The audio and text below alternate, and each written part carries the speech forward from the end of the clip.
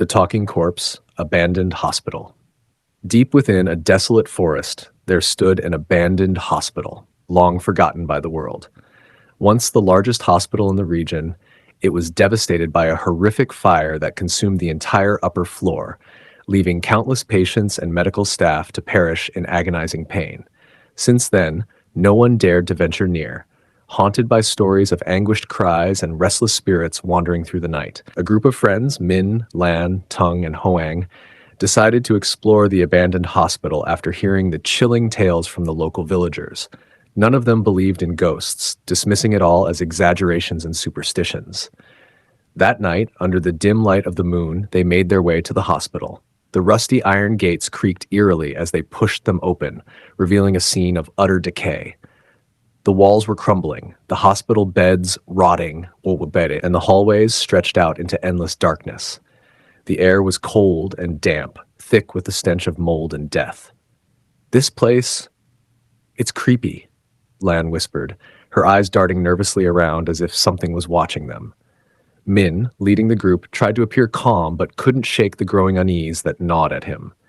They entered a large room, once the emergency ward.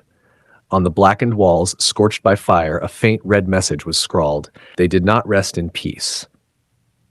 Tung laughed, thinking it was just a prank left by other explorers who had been there before. But just then, a noise echoed from the far end of the hallway, a slow, rhythmic creaking sound like a hospital bed being wheeled across the floor. "I think someone's here," Hong muttered, his voice trembling. The group moved cautiously down the hallway, their flashlights casting weak beams that illuminated peeling paint and cracked tiles. At the end of the hall, a hospital gurney slowly rolled towards them, seemingly by itself. Then it stopped abruptly, right in front of them. Min felt a chill run down his spine. Maybe we should leave. But before they could move, a voice whispered from behind them.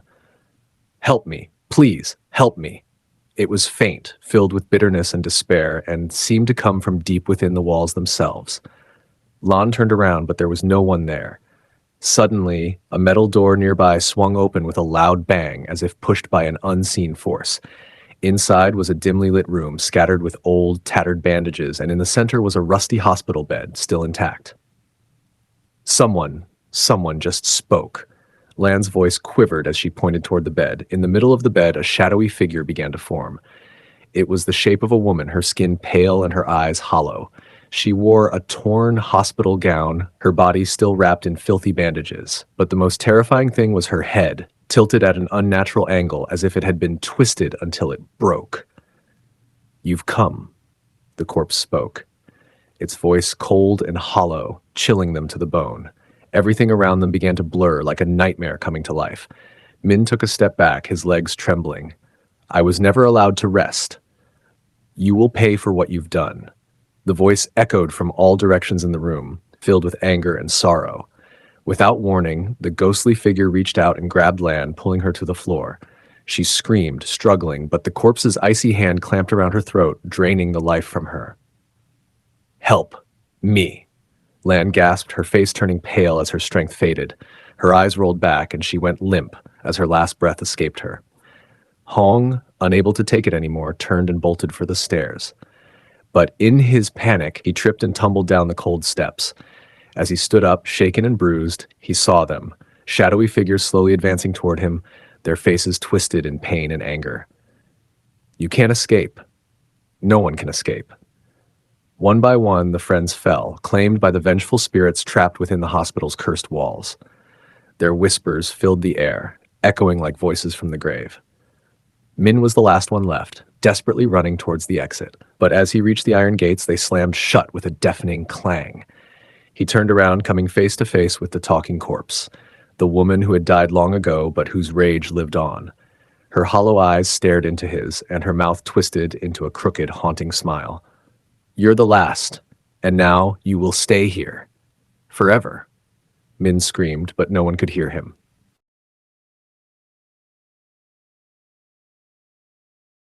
Min stood frozen in place, his heart pounding wildly, each breath growing heavier as fear coursed through his veins.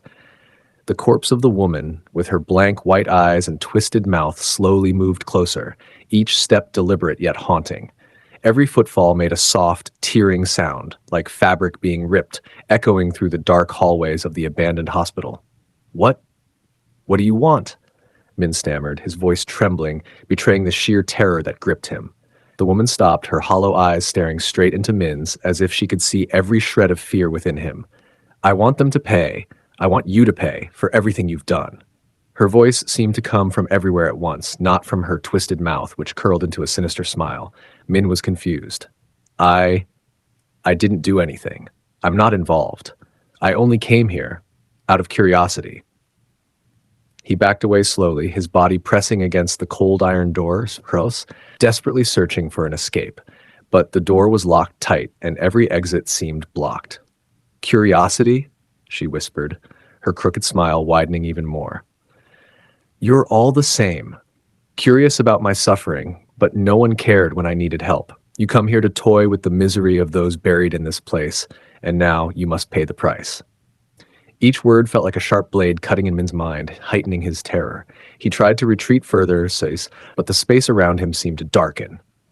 Shadows began to emerge from the corners of the hospital, distorted faces filled with pain and fury. They moved in the darkness, their ghostly forms like smoke, yet carrying an overwhelming sense of doom. A sinister laugh echoed through the hall. Min turned, seeing Huang, Lan, and Tung, his friends who had died, standing at the far end of the corridor. Their faces were pale and contorted, as if twisted by some unseen force. Their eyes were hollow, and they murmured broken words. Min, don't let them take you. We made a mistake. We couldn't escape. Min screamed, trying to shake off the horrific visions before him, but the further he ran, the deeper he seemed to get lost in the hospital. The walls appeared to shift and warp, narrowing and stretching, transforming the hallway into an endless maze. The dim light from his flickering flashlight barely illuminated the path, revealing only fleeting glimpses of the terrifying darkness ahead.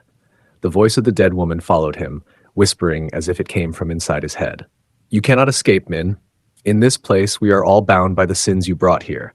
I and the others, we cannot leave. Now, it's your turn. Min's breathing became labored, his legs trembling with exhaustion. He stumbled into a dark room, which he recognized as the hospital's old operating room. The surgical table was still there, covered in dust and dried blood from the horrors that had unfolded years ago. But the most terrifying sight was the body lying on the table, covered by a white sheet. Under the weak beam of his flashlight, Min realized with horror that the body was himself. No, this can't be.